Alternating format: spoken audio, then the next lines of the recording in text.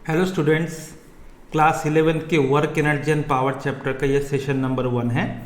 इससे पहले भी हमने वेक्टर्स के बारे में पढ़ा था मोशन इन प्लेन चैप्टर में, जिसमें हमने वेक्टर एडिशन और सब्सट्रैक्शन के बारे में पढ़ा था और हमने अप्लाई भी किया था। किसमें बताइए? मैन एंड रेन प्रॉब्लम में, या कह सकते हो कि रिवर बोट प्रॉब्लम में। ना वेक्टर के मल्टीप्लिकेशन यहाँ पे आगे आने वाले 2 चैप्टर्स में है। सबसे पहले इस चैप्टर में यानी work energy and power chapter के सबसे पहले पड़ाव में हम पढ़ते हैं about dot product of vectors. Okay, because work को डिफाइन करने के लिए डॉट प्रोडक्ट की ज़रूरत है। तो बच्चों चलो सेशन स्टार्ट करते हैं। Work energy and power chapter का सबसे पहले हम पढ़ेंगे स्केलर प्रोडक्ट और dot product of 2 vectors. 2 vectors को 2 तरीके से हम मल्टीप्लाई कर सकते हैं। एक है डॉट प्रोडक्ट। डॉट प्रोडक्ट का नतीजा होता है एक स्केलर क्वांटिटी, इसी वजह से हम इसे स्केलर प्रोडक्ट कहते हैं बच्चों। और क्रॉस प्रोडक्ट का जो नतीजा है यानी फाइनल एंड रिजल्ट है वो अपने आप में एक वेक्टर हो जाता है। तो अभी जो हम पढ़ने जा रहे हैं स्टूडेंट्स वो क्या है बताइए? वो है डॉट प्रोडक्ट या स्केलर प्रोडक्ट। देखिए स्टूडेंट्स, अगर ए और बी 2 वेक्टर्स हैं जिनके मैग्नीट्यूड्स सिंपली हम लेटर से एक्सप्रेस करते हैं ए एंड बी, और थीटा इन दोनों के बीच का एंगल अगर है, देन इन दोनों का जो डॉट प्रोडक्ट इसको हम डिनोट करते हैं ए डॉट बी, और इसको हम इस तरीके से डिफाइन करते हैं। किस तरीके से बच्चों? देखो, ए डॉट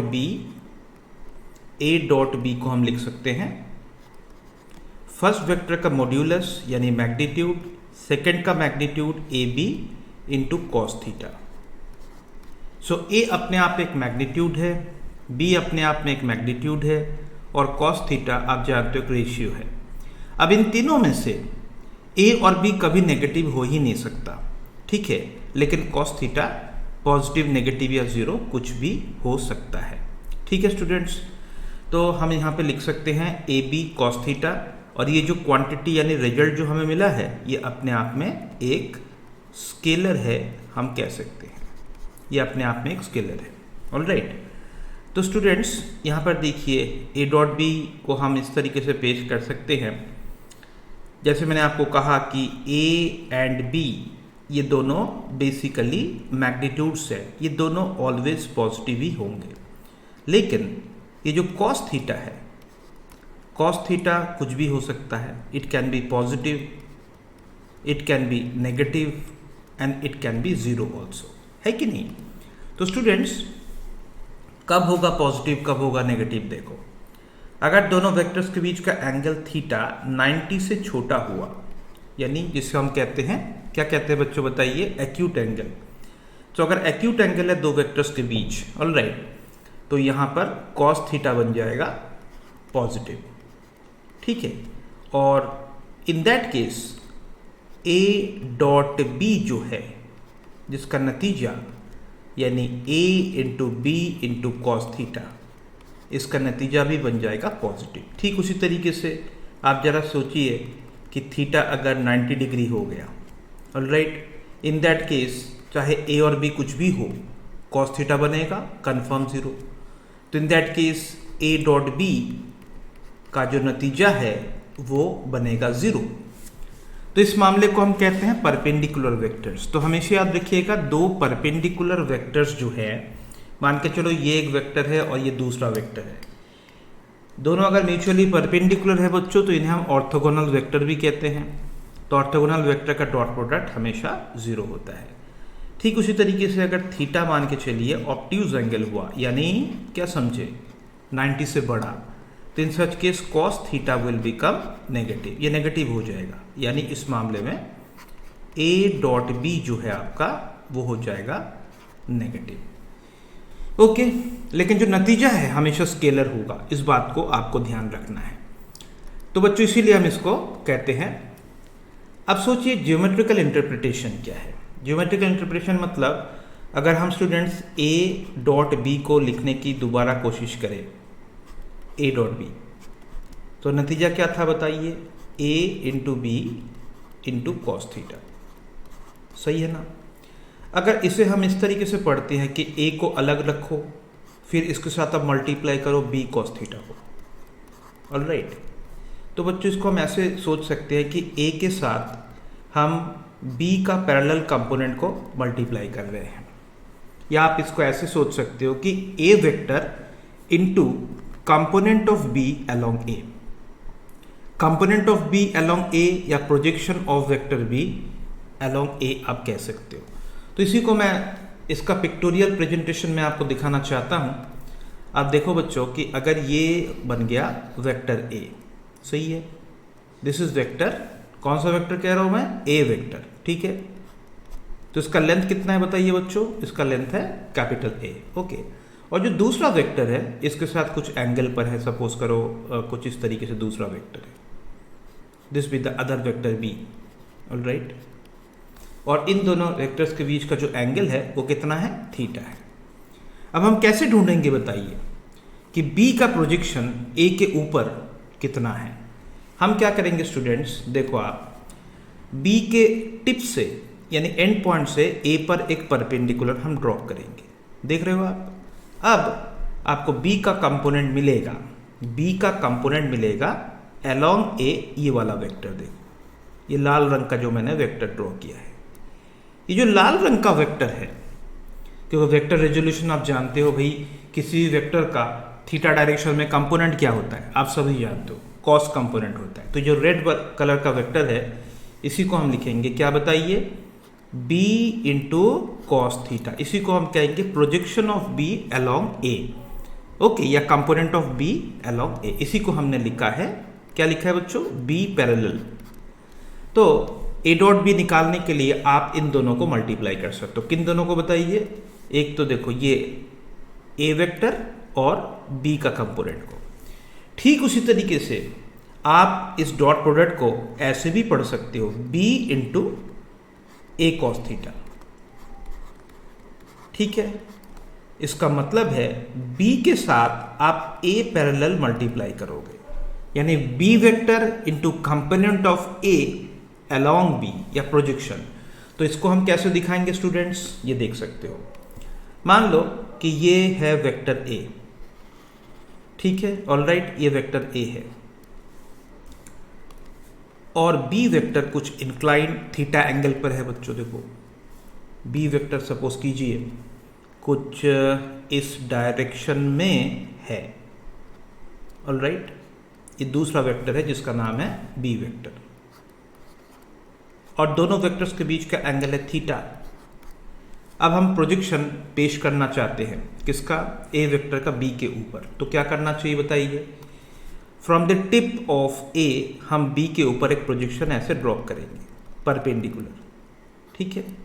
तो हमें a का कंपोनेंट मिलेगा जिसको मैं रेडिंग से शो कर रहा हूँ। ये देखिए बच्चों, ये वाला जो कंपोनेंट है b के ऊपर a का कंपोनेंट या b के अलोंग a का कंपोनेंट, इसका मैग्नीट्यूड क्या होगा आप सभी जानते हो भाई, थीटा डायरेक्शन में इसको आप कहोगे a cos थीटा। तो ए बी कॉस थीटा का जो नतीजा है आप इस तरीके से भी निकाल सकते हो, या तो आप जैसे मैंने दो ब्लैक डॉट से शो किया है भाई, a के साथ b कॉस थीटा को मल्टीप्लाई करो या फिर b के साथ a कॉस थीटा को आप मल्टीप्लाई करो। अब a कॉस थीटा को ही हम कहेंगे a पैरेलल, समझ गए। So this is the geometrical interpretation. दोनों तरीकों से आपको रिजल्ट सेम मिलेगा, चाहे a into B cos theta करो चाहे b into A cos theta, alright. So this is the geometrical interpretation. Now students, कुछ बेसिक फीचर्स है डॉट प्रोडक्ट्स के, वो है अभी अभी जो हमने देखा कि ये डॉट प्रोडक्ट कम्यूटेटिव है। कम्यूटेटिव मतलब अगर आप a डॉट बी निकालते हो, a डॉट बी को आप लिखोगे क्या बताओ, बात ऑब्वियस है कि a का मैग्नीट्यूड इंटू बी का मैग्नीट्यूड इंटू कॉस थीटा ना। इफ समवन आस्क यू, कोई अगर आपसे पूछता है कि b डॉट a को कैसे पेश किया जाए, तो आप कहोगे कि b का मैग्नीट्यूड इंटू a का मैग्नीट्यूड इंटू दोनों के बीच का एंगल वही कॉस थीटा। तो दोनों में कोई फर्क है क्या, कुछ भी फर्क नहीं है।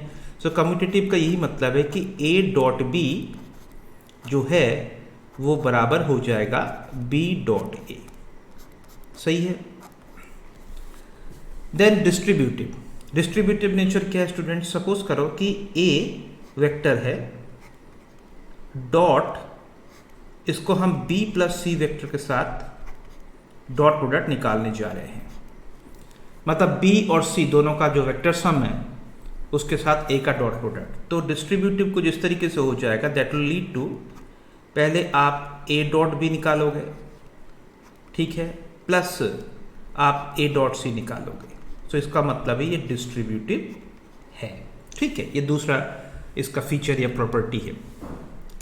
तीसरा प्रॉपर्टी है बच्चों, आप सभी जानते हो कि किसी भी वेक्टर का उसी के साथ एंगल कितना होता है, 0 डिग्री, यानी A vector is must be parallel to itself, तो dot product of A vector with itself gives square of its magnitude. यानी मान के चलो कि अगर हम ए वेक्टर के साथ ए वेक्टर का ही डॉट प्रोडक्ट निकालने जा रहे हैं तो क्या लिखना पसंद करेंगे, पहले वेक्टर का ए का मैग्नीट्यूड इंटू दूसरे का यानी ए का magnitude into compulsorily cos 0 degree होगा दोनों के बीच का एंगल। क्या कहते हो भाई, एक वेक्टर का उसी के साथ एंगल कितना होता है, 0 डिग्री।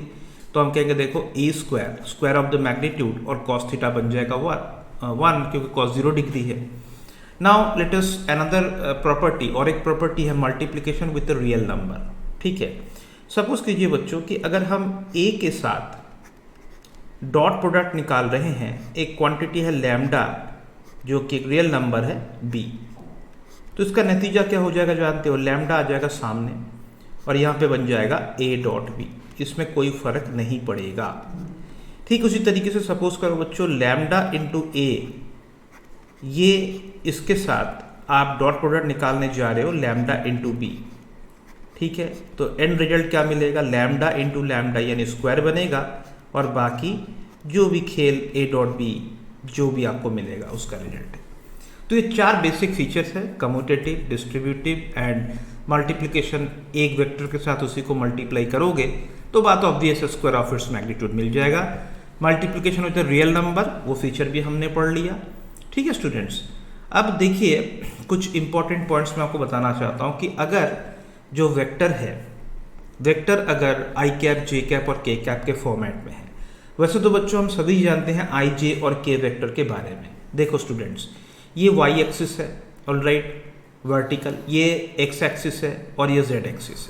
ये 3 एक्सिस मैंने ड्रॉ कर लिया, सुंदर सा ड्रॉ किया कि नहीं बताओ। ये वाई एक्सिस हुआ वर्टिकली अपवर्ड्स, ये पॉजिटिव एक्स टुवर्ड्स राइट और ये आउटवर्ड्स यानी जेड। तो ये हो गया एक्स, ये वाई हो गया और ये हो गया जेड, ठीक है। अब इन तीनों के दिशाओं में मतलब यूनिट वेक्टर क्या कहलाता है, आप सभी जानते हो कि भाई एक्स डायरेक्शन में जो यूनिट वेक्टर है उसे हम कहते हैं आई कैप। वाई डायरेक्शन में जो यूनिट वेक्टर है बच्चों वो भी यूनिट लेंथ का ही होता है, जे कैप कहलाता है। और बाहर की ओर यानी जो जेड डायरेक्शन में यूनिट वेक्टर है उसको भी आप कहते हो यूनिट लेंथ है और के कैप है। तो सीधी सी बात है कि इनमें से आई, जे और के दे आर म्यूचुअली परपेंडिकुलर, ये बात तो हम जानते हैं, ऑलराइट। सो देयरफॉर स्टूडेंट्स देखिए, अगर डॉट प्रोडक्ट ऑफ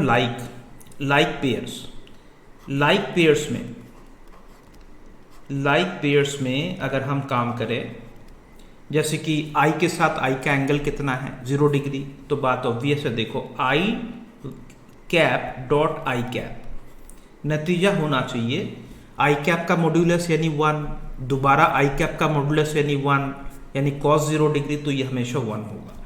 ठीक उसी तरीके से स्टूडेंट्स जे कैप डॉट जे कैप अगर निकालोगे तो बताओ क्या होनी चाहिए, 1 होनी चाहिए कि नहीं।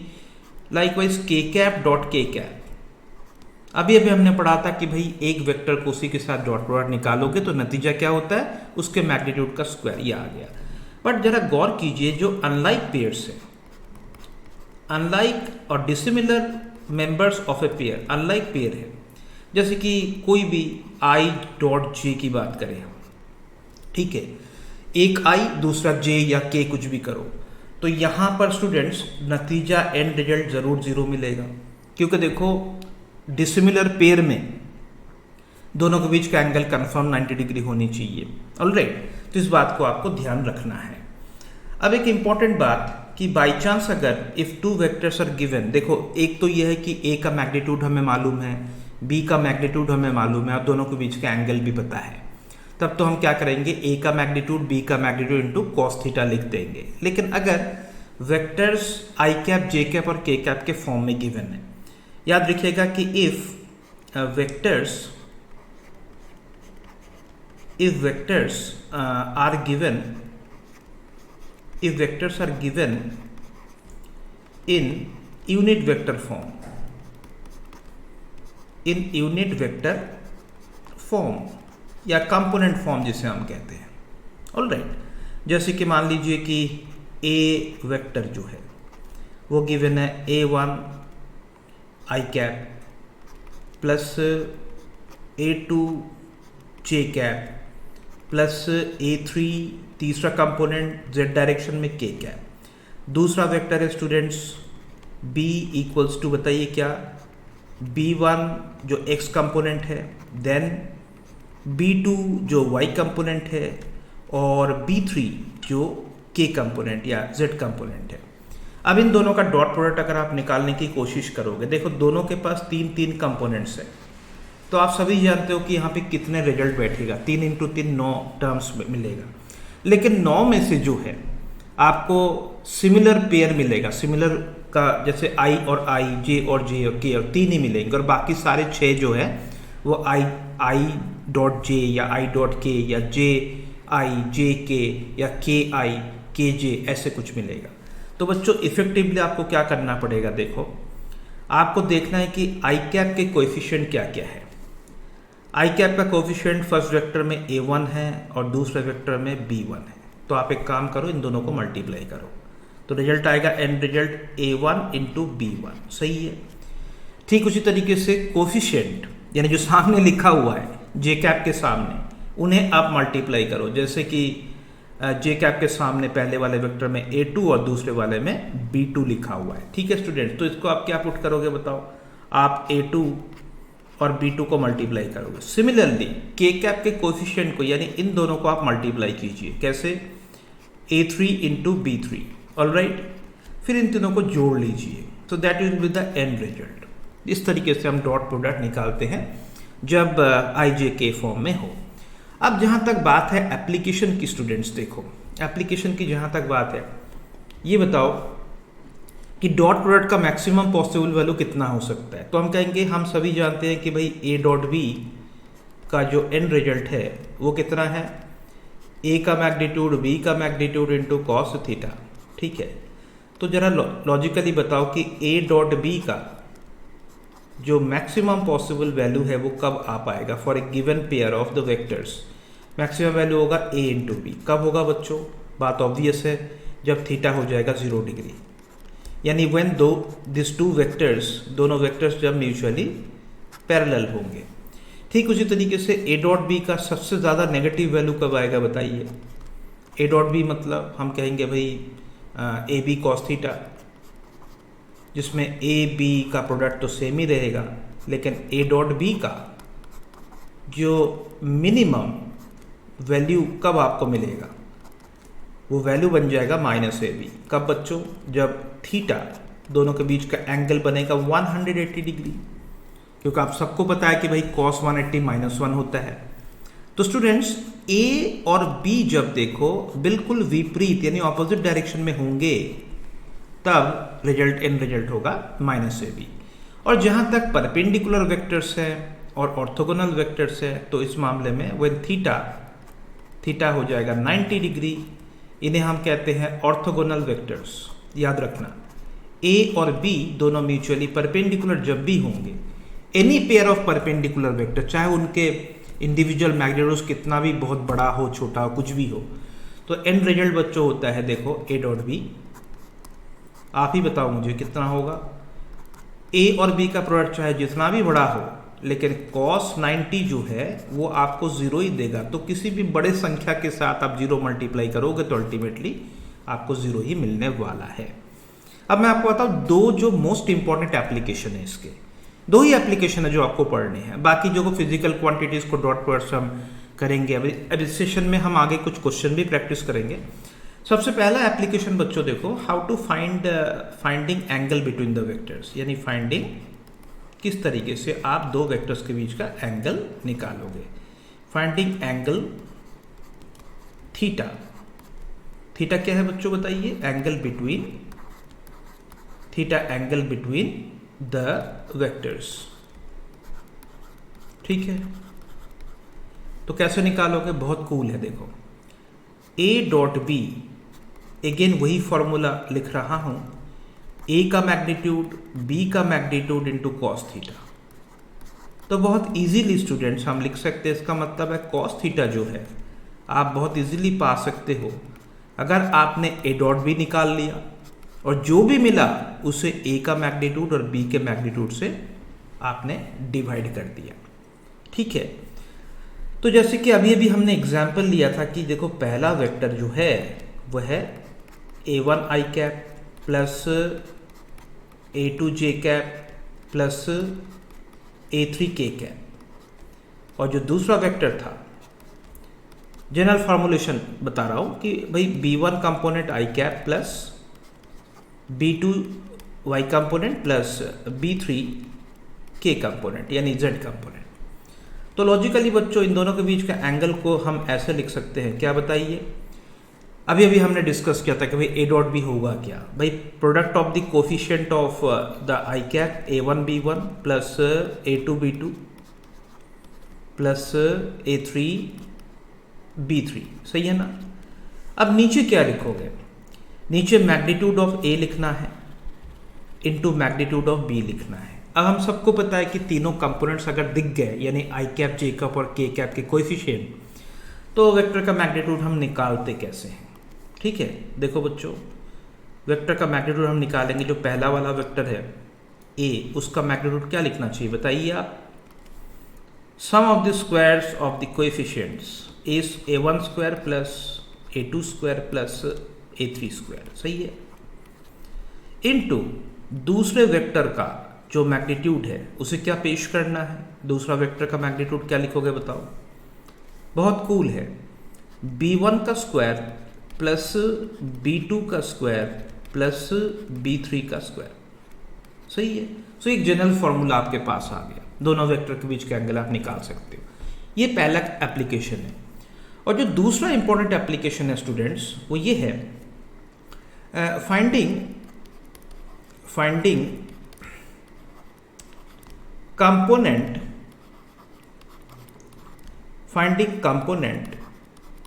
और प्रोजेक्शन, इसे हम प्रोजेक्शन भी कहते हैं, कंपोनेंट और projection of A vector on another. ठीक है, तो क्या अप्रोच है मैं आपको बताता हूं। सपोज करो कि ए और बी दोनों वेक्टर्स ये गिवन होंगे I cap J cap form में। Okay, the question maker may ask you, आपको ये पूछा जा सकता है कि भाई फाइंड कंपोनेंट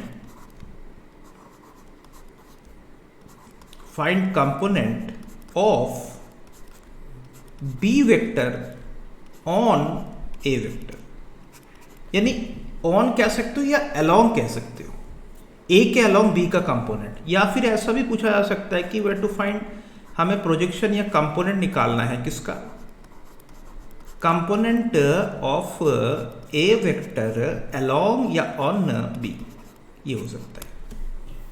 ओके बच्चों, तो देखिए इनमें से एक का मैं तरीका आपको बता देता हूँ, दूसरे का डायरेक्ट फॉर्मूला बता दूंगा। सपोज करो हम फर्स्ट पे वर्क कर रहे हैं, जैसे कि हमें निकालना है प्रोजेक्शन या कंपोनेंट किसका, of B vector on A vector. हम जानते हैं इनके बीच का एंगल है थीटा, ऑलराइट। सो कोई बात नहीं, आप एक काम करो, आपको मालूम है कि भाई कंपोनेंट का मैग्नीट्यूड कितना होगा। सो इस कंपोनेंट का मैग्नीट्यूड है, अब लॉजिकली सोचिए जरा कि अगर ये वेक्टर ए है, सही है बच्चों, ये ए वेक्टर है, अभी थोड़ी देर पहले मैंने ज्योमेट्रिकल इंटरप्रिटेशन में आपको बताया था, और दूसरा वेक्टर इसके साथ कुछ एंगल पर है, ये देखो ये बी वेक्टर है मान के चलो, ऑलराइट, ये बन गया बी वेक्टर। अब इन दोनों के बीच का एंगल है थीटा। अब हमें पूछा क्या गया है कि भाई प्रोजेक्शन ऑफ बी ऑन ए या अलोंग ए बताओ, तो आप क्या करोगे, बी के टिप से यहाँ पे एक परपेंडिकुलर ड्रॉप करोगे। तो जिस कंपोनेंट की बात चल रही है, जिसको हमें बताना है, वो देखो ये लाल रंग का वेक्टर है, ये वाला जो कंपोनेंट बी का है वो ए के अलोंग है। अब इसका मैग्नीट्यूड क्या है हम सबको पता है, ये है बी कॉस थीटा। तो बच्चों इसका मैग्नीट्यूड पाने के लिए, यानी what is the magnitude of the component, पहले मैग्नीट्यूड, दुनिया में कोई भी वेक्टर दो चीज़ों से बनता है, आप भी जानते हो, एक मैग्नीट्यूड और एक है डायरेक्शन। तो इस कंपोनेंट का मैग्नीट्यूड क्या होगा, तो हम कहेंगे magnitude of this component, magnitude of this of the component, कौन सा कंपोनेंट, जो बी कॉस थीटा है, ये हम लिखेंगे बी कॉस थीटा हमें चाहिए, जो बड़े आराम से हम निकाल सकते हैं भाई ए डॉट बी यानी ए बी कॉस थीटा को अगर आप ए मॉड्यूलस से डिवाइड कर दो आपका काम हो जाएगा। तो ये तो हो गया मैग्नीट्यूड। अब मुझे बताओ डायरेक्शन क्या है, what is direction of the component. इसका जो डायरेक्शन है इट इज ऑन, या कह सकते हो अलोंग ए हमें डिमांड किया गया है, यानी स्टूडेंट्स इसका जो अपना यूनिट वेक्टर बनेगा, इसका यूनिट वेक्टर इस कंपोनेंट का वो बनेगा ए यूनिट वेक्टर, सही है ना। अब मैं उस कंपोनेंट के बारे में आपको बताता हूं। So that complete definition of the component, okay. तो कंप्लीट कंपोनेंट जो है उसको हमें लिखना पड़ेगा, क्या बताइए,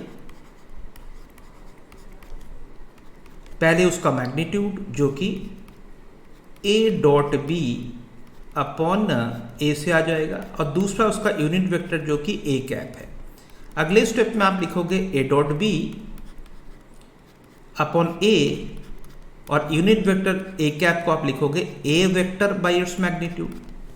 सो अल्टीमेटली जो हमें निष्कर्ष मिला है, जो कंक्लूजन मिला है, वो ये है कंपोनेंट ऑफ बी और प्रोजेक्शन ऑफ बी अलोंग ए, ध्यान से सुनिए, वो मिला है हमें। आपको क्या करना है, ए डॉट बी अपॉन नीचे अलोंग ए लिखा हुआ है तो ए स्क्वायर, यहाँ पे ए कैप ए वेक्टर कर देना, ये आ जाएगा। और अगर जस्ट रिवर्स पूछा गया तो बच्चों, अगर मान के चलो आपको ये पूछा जाता, you have to find the component of A on या अलोंग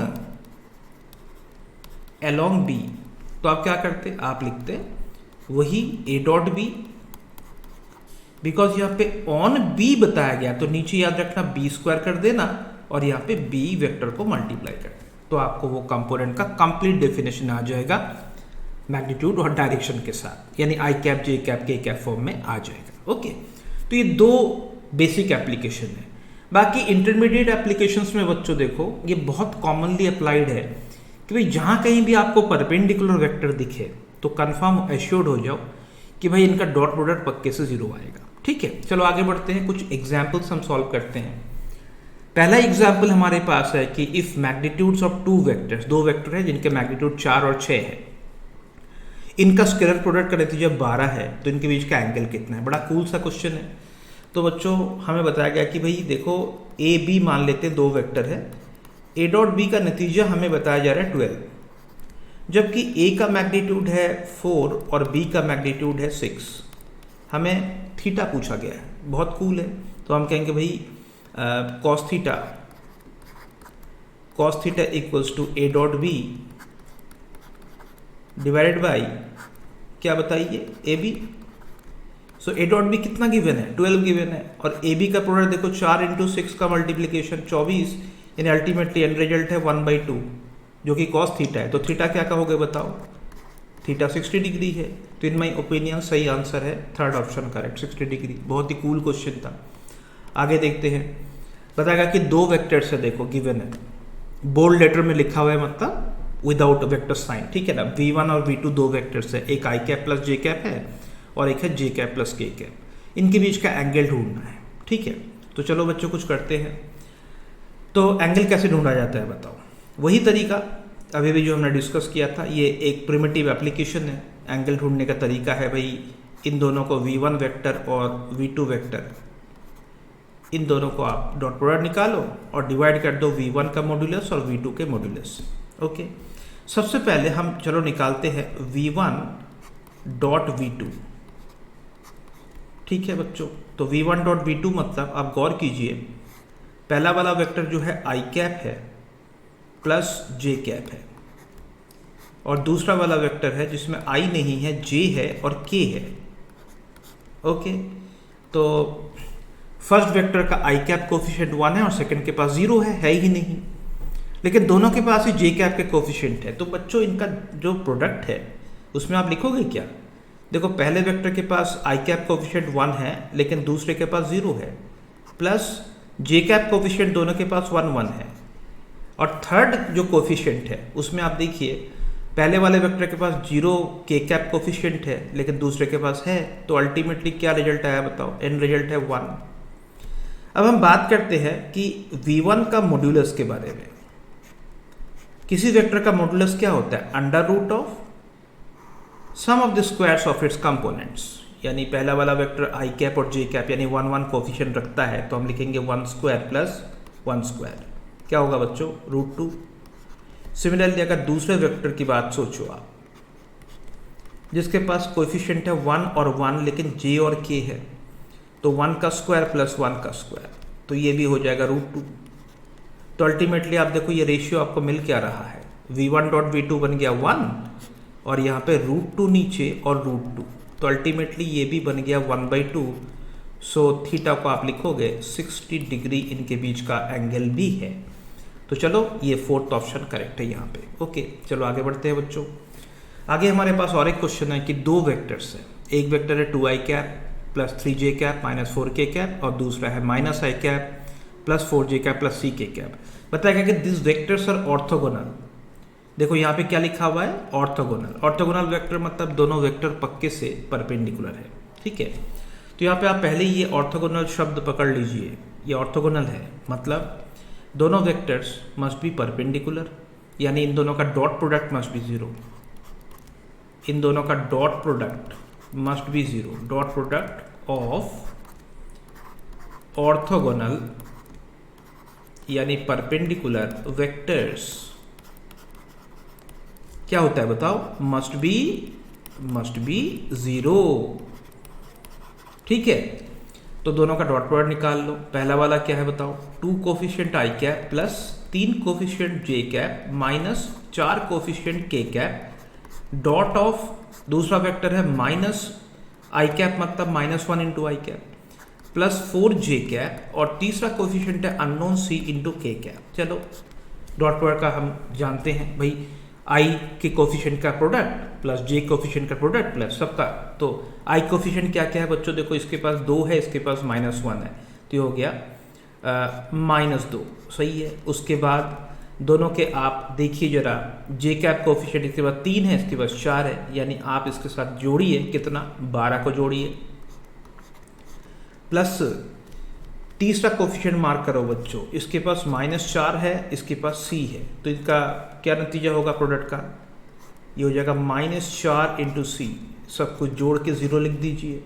तो आपको मिल रहा है कि 4c = 10, यानी c का वैल्यू क्या आया? 2.5, 10/4 है ना, यही पूछा जा रहा था। तो यस, पहला ही ऑप्शन करेक्ट है, 2.5 मतलब 5/2 है, ये सही आंसर है। ओके, अब देखो प्रोजेक्शन वाला question. Given 2 vector, 2 vector given है ए और बी, ठीक है, बहुत अच्छी बात है। नाउ हमें पूछा गया कि projection of B on A, projection of B on A ये पूछा गया है ना बच्चों। सो हम जानते हैं कि how to go for projection of B on A. क्या लिखना चाहिए? A dot B